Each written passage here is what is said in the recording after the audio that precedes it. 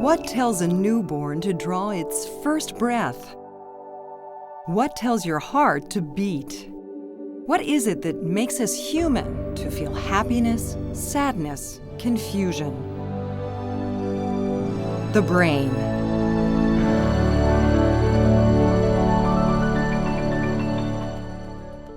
The brain is the epicenter of the human body, and Butler Hospital is at the forefront in advancing brain science. Understanding how the brain functions is a major focus of Butler's research.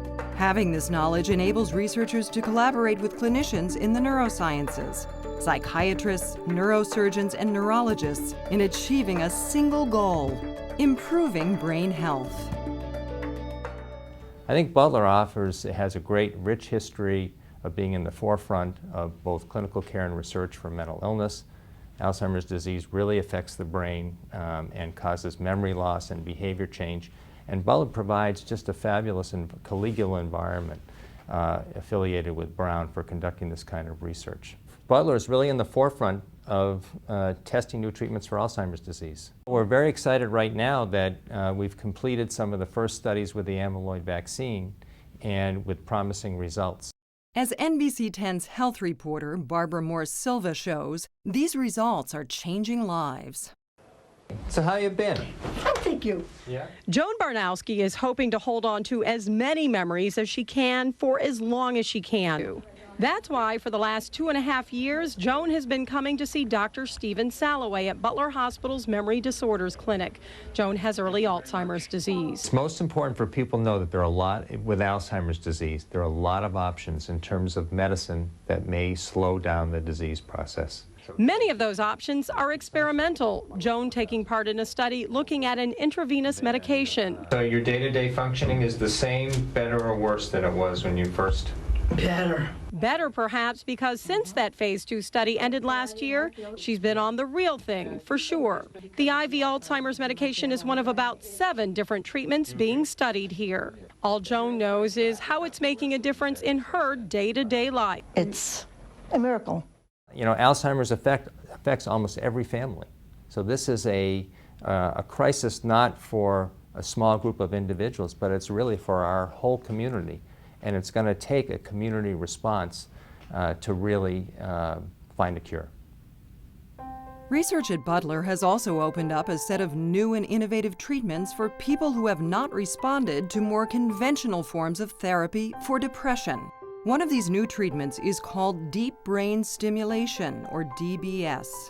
Described as a pacemaker for the brain, a DBS device is implanted in the brain and delivers electric stimulation to the targeted regions that affect one's mood.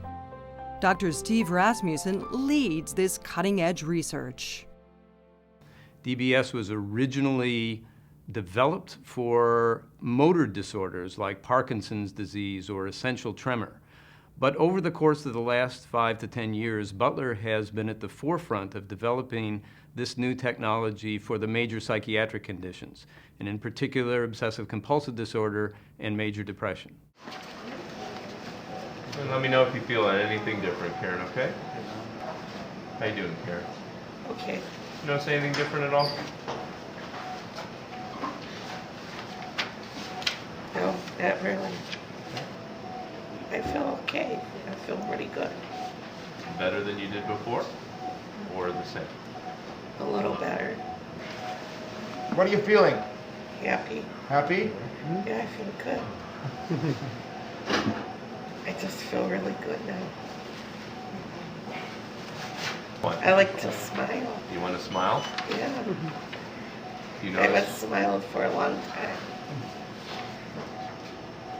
Yes. Smiling again. What do you feel like now? I feel pretty good. Where would your mood be now? 7 was before. Yeah, well, maybe About the an same? 8.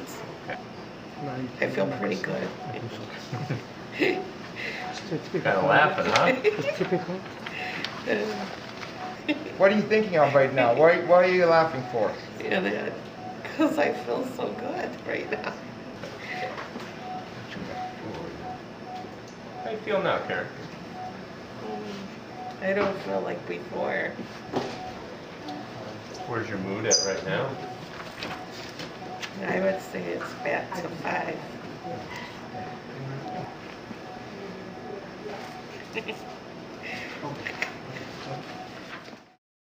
We know that these treatments are effective now, but we really don't understand the exact mechanism of why they are effective.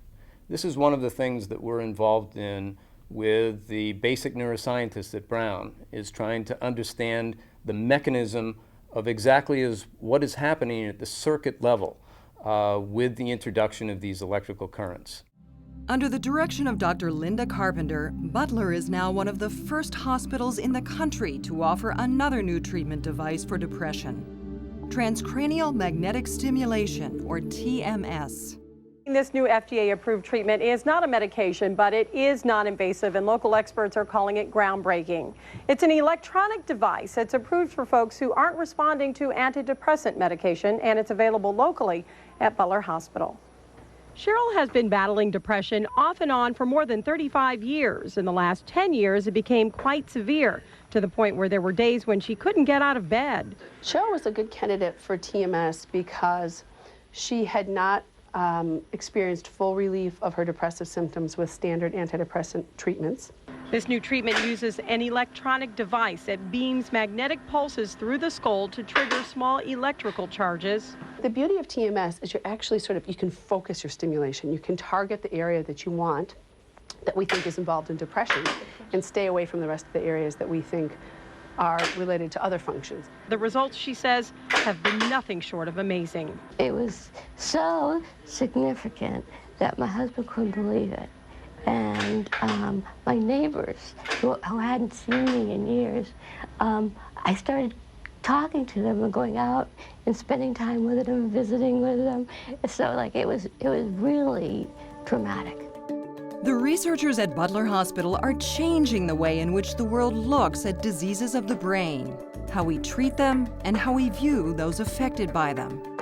Dr. Lawrence Price, Butler's research and clinical director, oversees this remarkable group of researchers who grew their grant funding from $4.1 million to over $18 million in the last 6 years. Although Butler investigators have been extraordinarily successful in the last decade in markedly increasing our funding, the fact is that we expect research funding to be subjected to the same very stringent pressures that the rest of the federal government budget is going to be subjected to. So we think the funding climate is going to be extremely competitive, more so than in the past. Although we have confidence in our ability to hold our own, there's no question that this is going to be one of the most challenging environments for funding probably since the 1980s. Going forward, Butler seeks to expand its integrative research program in basic and clinical neuroscience. Today, the hospital is an exciting clinical and academic environment. Enhanced brain imaging, such as fMRI, allows researchers to study brain function in real time. Butler's quantitative neuroimaging lab can produce three-dimensional images of the brain. And with confocal microscopy, Butler's basic scientists can study microscopic sections of the brain. Research is a vital part of Butler Hospital's mission, a mission that began with its founder, Dr. Isaac Ray, who in 1844 first suggested that the brain be treated just like other organs in the body. And it is a mission that continues today with its president and CEO, Dr. Patricia Recupero. As you just saw, Butler's researchers and clinicians are making significant progress in pinpointing the areas of the brain that are involved in Alzheimer's disease, depression, and other serious disorders of the brain. Our efforts have led to the development of treatments that are improving brain health for people of all ages. The trustees of Butler Hospital have seeded a research endowment to continue brain research here. We are now reaching out to the community for support in building this endowment fund for the advancement of brain health. The founders of Butler created the hospital's first endowment, a legacy that more than 160 years later still contributes to supporting the hospital's mission. Gifts to the endowment for the advancement of brain health will support the elite group of researchers at Butler today and a new generation of researchers to come. Imagine what we will be able to discover in the next 20 years about the brain, the organ that gives us life and meaning.